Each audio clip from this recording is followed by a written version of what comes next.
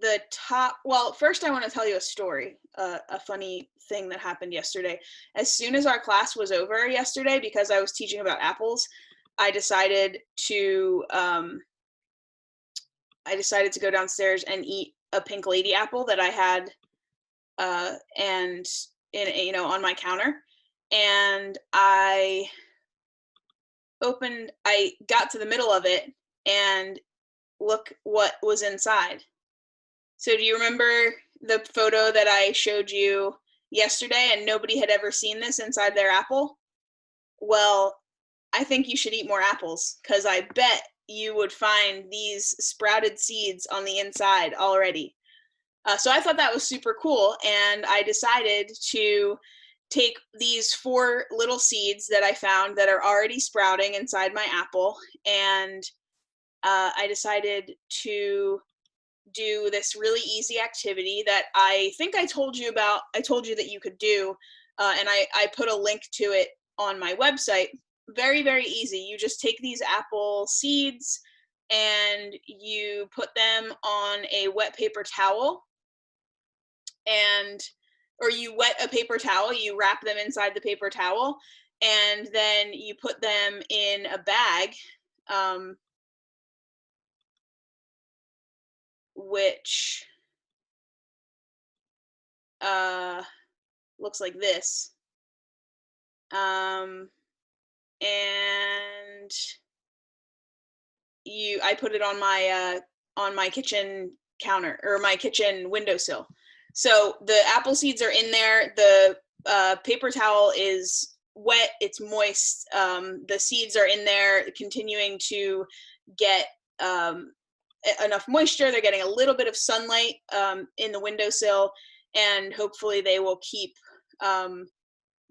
germinating. They'll keep growing, and then I'm going to check on them in like a week or two. Oh, I guess it didn't. Sorry, I didn't show you this. I put them in a bag that looks like this. And I labeled it so that I don't forget what it is, or so that somebody else doesn't throw it away. And then I'll check on it in like a week or two, see how they look, and after that will put them in soil. So hopefully I will get 4 little apple tree plants, or from this really fun experiment. Hey Liv, I wanted to what this is a photo of is yesterday, as soon as we finished class, I decided to go downstairs and eat a pink lady apple, and when I got to the middle of it, it looked like this. So I decided to try to grow those seeds, just like we talked about at the end of class yesterday. So if I get 4 different apple trees, they'll all be completely different. And that'll be really cool. I mean, I think that's a cool experiment. So it could be a really fun way for you, any of you who have never germinated seeds before. It could be something that you do, at this point while we're doing this like stay-at-home thing.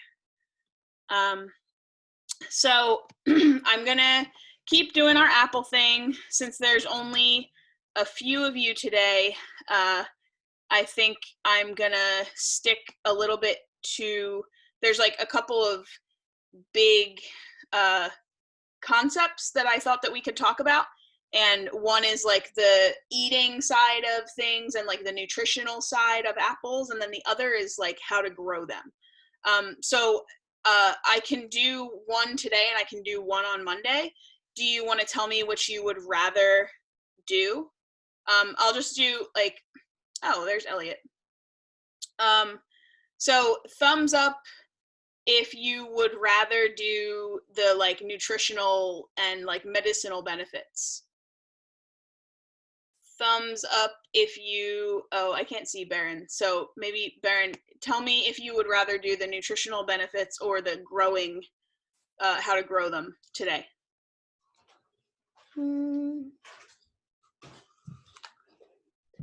Doesn't really matter?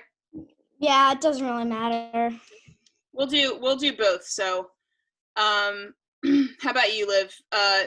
Growing or don't care? All right, cool. Well, we're gonna do the nutritional stuff, I think, today. That's one of the things that Elijah asked about. And Liv said, won't it take a long time to grow the seeds? Yeah, it'll take a long time.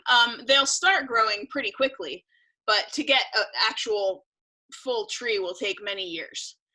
So it's a commitment, but it also could just be a fun experiment. Anytime you eat an apple, there's seeds in it, right? So you could just try and see what see what the process is, how long it takes for them to get to a certain size, and maybe you decide you don't want to do it anymore.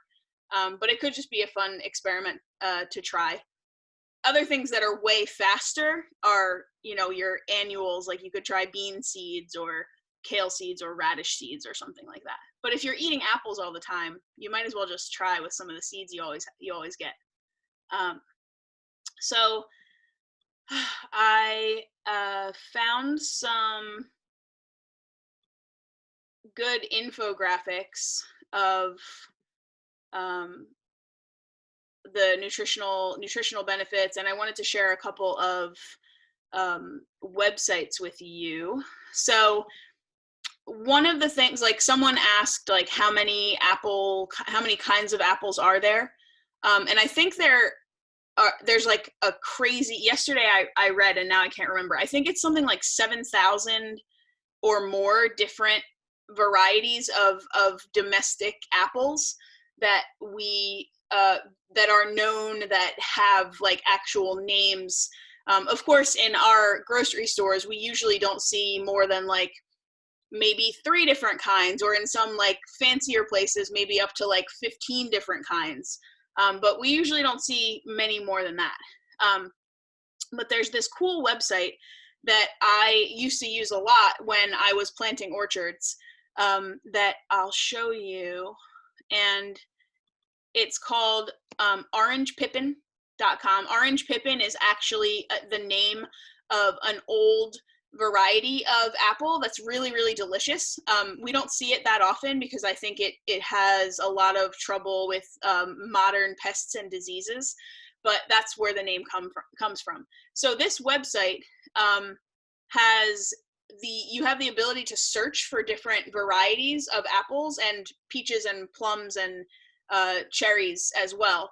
But over here where it says fruit varieties, you can either search or you can just click here, over 700 apple varieties. So there's over 700 types in alphabetical order of apples that this website talks about, and talks about what they taste like, talks about like their history and all sorts of craziness like that. So you could also type in, like yesterday, Pink Lady is one that people really liked, and I like the Pink Lady too. So you can type in Pink Lady and then read probably way more than you ever needed to learn about this one particular variety. Look at all that. It's crazy.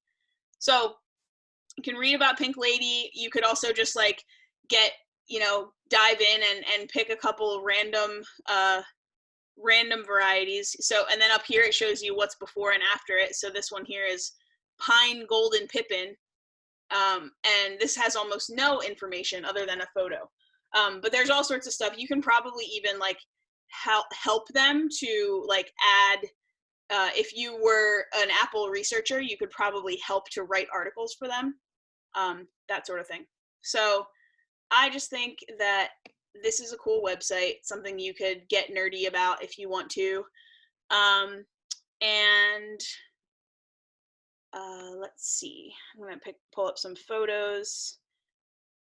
So, talking about some nutritional benefits, I found this infographic, which is a really good one, and I'll put this on my website when we're done with this class today, that has a bunch of benefits of apples on it. So it's anti-cancer. So when we were talking, it's interesting because when we were talking about medicinal mushrooms a couple, I guess probably almost 2 weeks ago now, there are a lot of similar things about apples that that are also the same regarding medicinal mushrooms. So there are triterpenoids, which is one of the triterpenoids are also present in medicinal mushrooms, and they're in apple peels too, and they are the anti-cancer part. So they also are anti-cholesterol.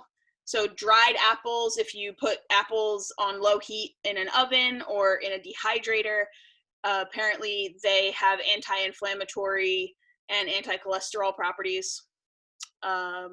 They boost your immune system, which is really good all the time. They have antioxidants in them, and there's this thing called quercetin, which is really important. It's found in a lot of different plants, and I know of it in a few different kinds of, like, birch leaves, I think, is one, and like oak bark, I'm pretty sure, is a natural source of quercetin. But quercetin is something that people buy in, like, pharmacies that they take as vitamins every day, but instead we could just eat apples. It's good for our respiratory system, for people that have breathing problems. There's evidence that consuming at least one apple a day decreases your risk of diabetes. So does anybody know what cataracts are? Have you heard that word before? Cataracts is generally something that happens to older people. And sorry, I'm trying to get so that I can see all of you. I'm having trouble with my view of everybody in the class right now, but that's okay. So cataracts is something that affects often older people, and it's when, I don't know all the science of it, but it's basically when your eyes get clouded over. There's like more or less like a film that covers your eye, and it makes it really cloudy and really hard to see. Sometimes it can even, I believe, lead to full blindness. So that's something that's really good for older people to have better eye health. The fiber in apples, if you eat the whole thing, fills your stomach, and it's good for digestive health and for weight loss for people who are interested in that. It's good to it helps you to have whiter teeth. So chewing or biting an apple stimulates the saliva in your mouth, and that's actually something that's important for your overall oral health and your digestive health. It's good for your skin, has vitamin C and copper in it. And apple juice on your hair, and also apple cider vinegar, which we'll talk about next, is good when applied to your scalp, is good for dandruff, and for doing other things for your hair. So, does anybody have any questions or thoughts about this infographic before we move on? Doesn't look like it. Oh, Elijah, you have a question? Sure, what's up? Oh. Like, how does it exactly help with, diabetes? So it is, so the sugar, so they're really sweet, right? Apples have a lot of sugar in them, but they have, the sugar is called fructose, instead of like sucrose, which is like if we were just eating table sugar or cupcakes or cookies or something.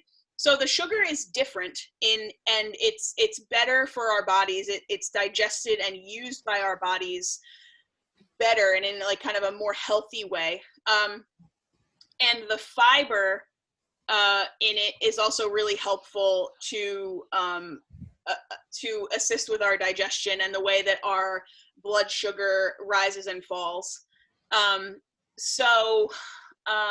to think of other things. So because I'm not exactly sure I don't think that it prevents diabetes, but I think that if you're eating apples, if you're eating good, healthy fruits instead of other like processed sugars that are not good for you, it's probably, with all of its medicinal properties, and the sugar and the fiber added, it's boosting your body's ability to regulate sugar. So diabetes happens when your body can't regulate sugar anymore. My grandpa has diabetes. a lot of people have diabetes. It's a huge, huge health problem in our country, for sure. Yeah.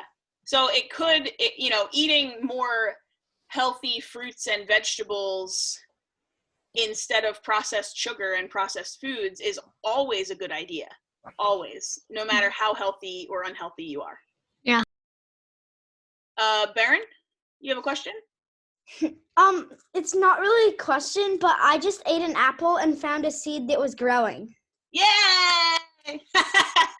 So we should all do that. We should all eat an apple and see, we should pay more attention to what the seeds are doing every single time.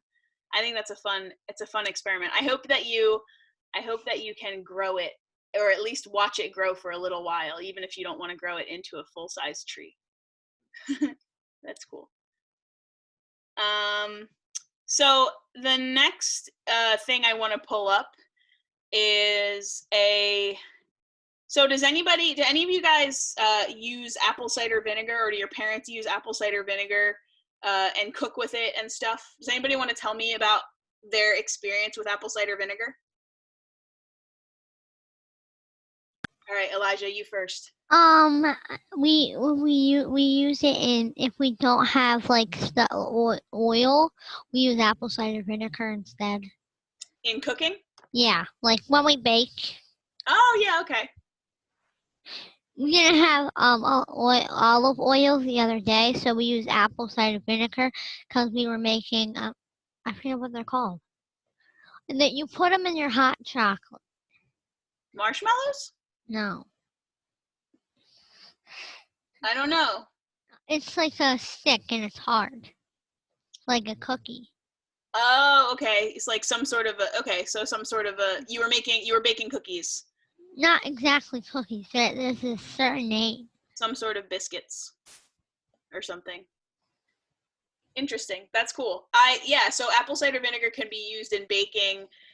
I use it when I'm making pancakes because it helps when it reacts with milk and kind of like it makes the milk kind of bad, but in a way in which it's better for baking. It like puts bubbles into it,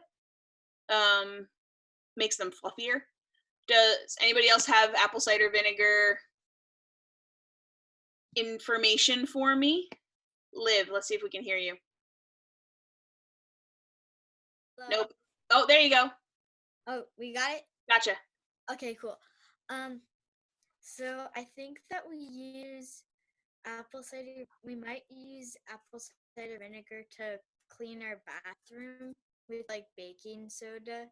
Mm-hmm. And like if the sink is clogged, then we just put baking soda and apple cider vinegar in it.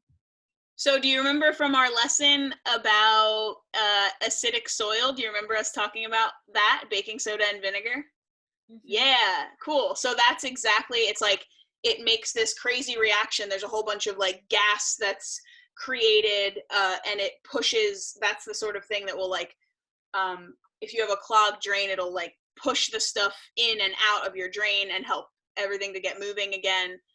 Yeah, vinegar and baking soda are used very often in cleaning, but they're also, obviously, we use them in the kitchen too a lot. People use them even for like there was a long period of time where I used to wash my hair with only baking soda and apple cider vinegar. So I would use baking soda as kind of the shampoo part, and then like mixed in water, and then I would use apple cider vinegar or white vinegar like diluted with water as a conditioner to like run through my hair.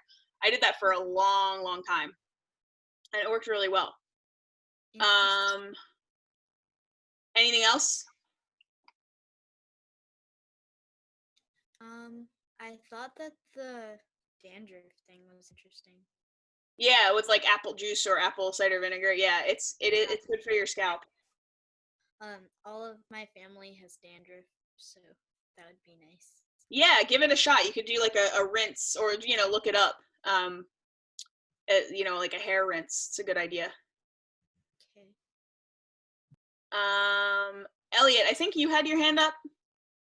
I see you're eating an apple. That's great.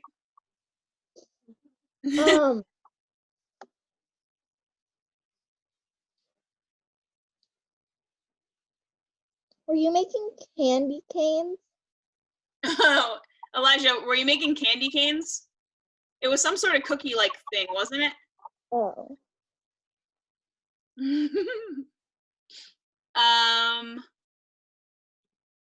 What else you got for us, Elijah? So I forget what I was gonna say. Uh-oh. That's all right. We can come back to you. No, what were you were talking about something. I forget exactly. I was just asking what apple cider vinegar, Yes, that's what, now I remember. I hate the smell. You don't like the smell of it? It's disgusting. Oh, see, I mean, it's a really intense. My grandma, she mixed apple cider vinegar and bleach together, and she did the whole house. That sounds pretty intense. That sounds like an awful smell, but bleach is Oh, bad. and everybody threw up. Except her. She doesn't care. It's her method. It's the way that she does things. Yeah, and everyone went outside and threw up. That sounds like a good idea to go outside. I mean, with bleach, when I use bleach, which I don't do that often, I always leave the room. I always open the windows and leave the room. And yeah, she opened the windows, but still. Yeah, that's crazy. Derry, do you have a question?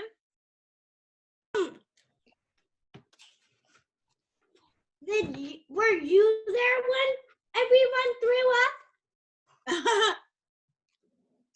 That's a question to you, Elijah. Yeah, I don't know what they said.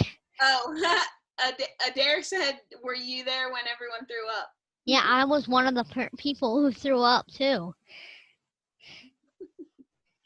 Oh, that stinks. That's bad. Well, it's interesting because I'm going to show you another graphic that I found that is 20 uses for apple cider vinegar. And the first thing on it is that it helps to prevent flu and stomach illnesses. So it helps and it relieves nausea. So apple cider vinegar on its own, without the bleach, is actually really good for calming your stomach and making it so that you don't throw up. So this is just like a couple, there's probably way, way, way more other things, but apple cider vinegar is like this wonderful health tonic. It's something that you can take, you can like drink a little bit, like a tablespoon in water every single day, and it's like this wonderful, wonderful healthy thing for anyone. So it's good for preventing flu and stomach illness. It helps reduce and prevent acne and breakouts. It relieves heartburn and acid reflux. It helps relieve asthmatics, and it helps with respiratory problems. Gout is something that is hard for me to explain and probably not worth it today. It helps to break down fat. It relieves sinus pressure and infection around, in your nasal passages. It slows down the growth of cancer cells, which is similar to what we talked about with apples. It relieves arthritis and achy joints. It dissolves kidney stones, regulates pH balance, which is pH balance is related to acids and bases, or having an acidic stomach or an alkaline stomach. Maybe that's something we'll talk about a little bit more in other classes. Relieves nausea, helps relieve allergies, lowers glucose levels in diabetics, so that's similar to what we were talking about. Relieves headaches and migraines, lowers your blood pressure, gets rid of fingernail and toenail fungus, and gets rid of buildup on scalp, so that's related to the hair rinse and dandruff, and it lowers cholesterol. So that's 20 things, and there's probably like 100 more. I drink apple cider vinegar in water whenever I start feeling, when I start not feeling well, or whenever I feel like I need to be more conscious of, what I'm eating, and how, like, if there's ever times where I'm like, I really want to lose a few pounds, or like I get on like a crazy exercise kick and I'm like working out every day and like trying to build muscle and burn fat, I will a lot of times do apple cider vinegar and water as well. But I'm not very consistent with it because that's just how I am. What do you got, Elijah? Did you use it the other day when you were sick? I did not, actually. The other day when I was sick, I mostly just stayed in bed. I was exhausted. My baby was mostly sick, and I stayed up all night, and I was very, very tired. But it's a good idea. I probably should have done that. It's good for everyone every day, even if you're not feeling sick. Elliot, you got something?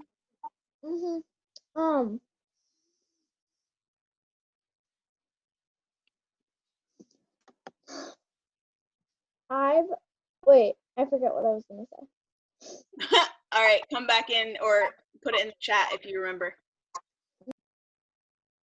Adair, you have a question or something? Actually,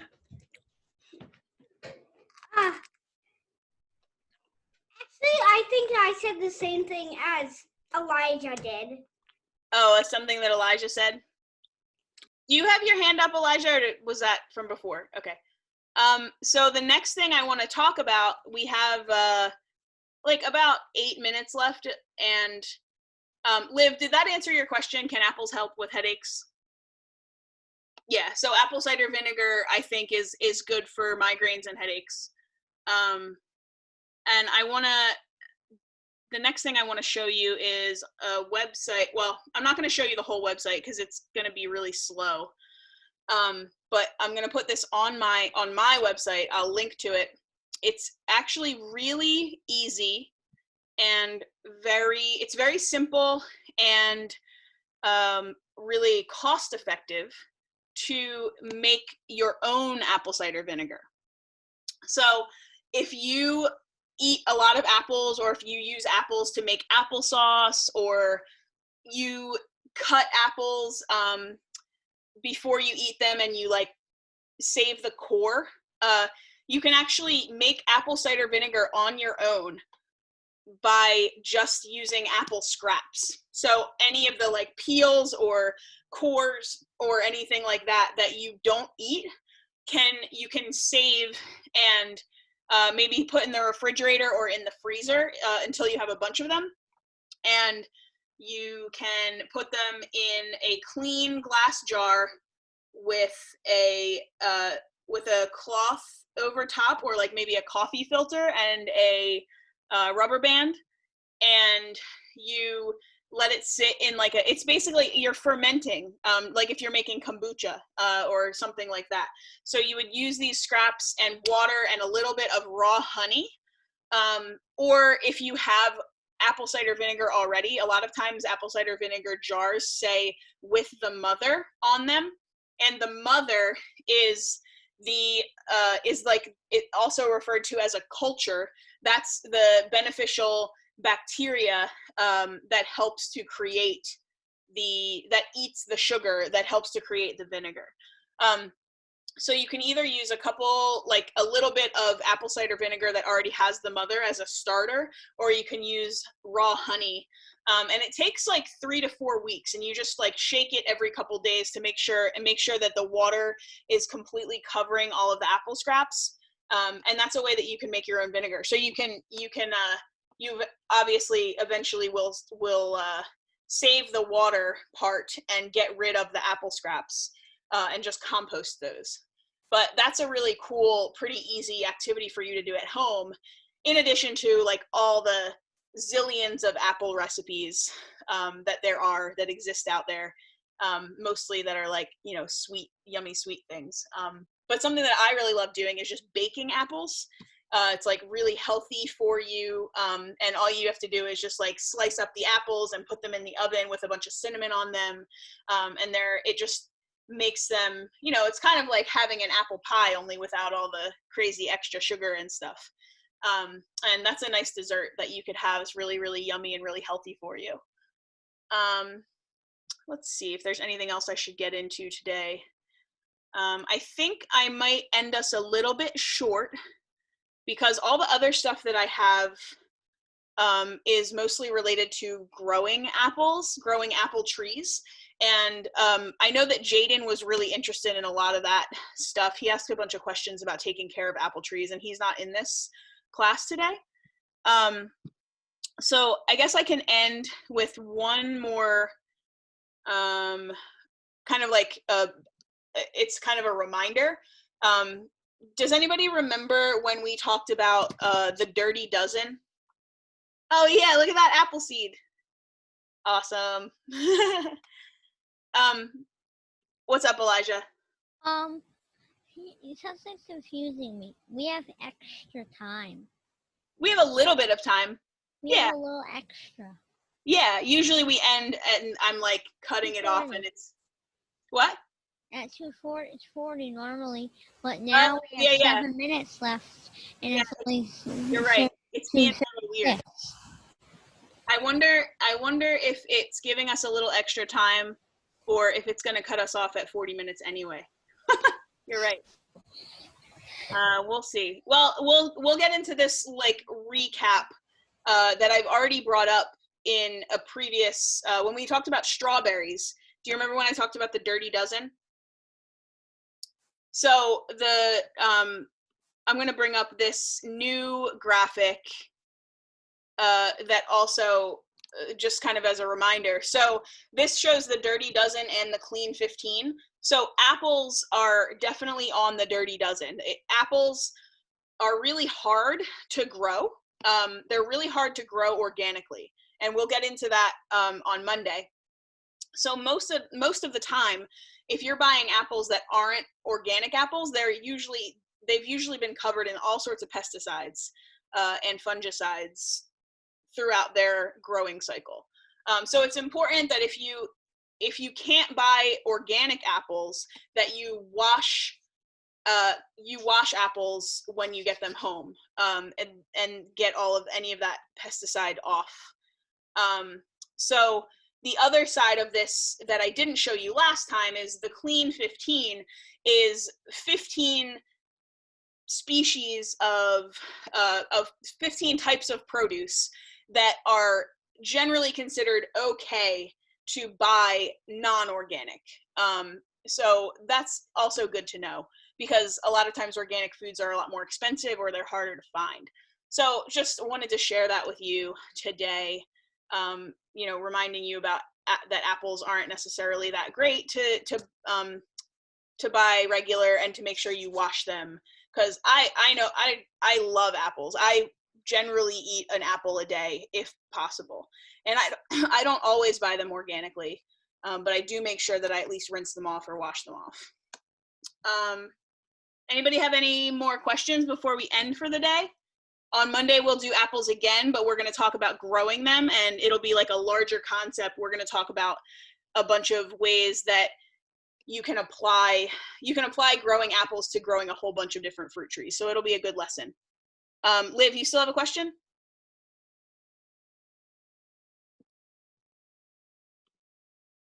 Oh, can't hear you. Keep trying. It's more like a comment. Sure. And I was gonna say that the avocado on that picture looked really perfect. Yes, it probably was the most perfect avocado they could find for that photo. Maybe we could talk about ugly fruits and ugly vegetables someday too, because that's a whole thing.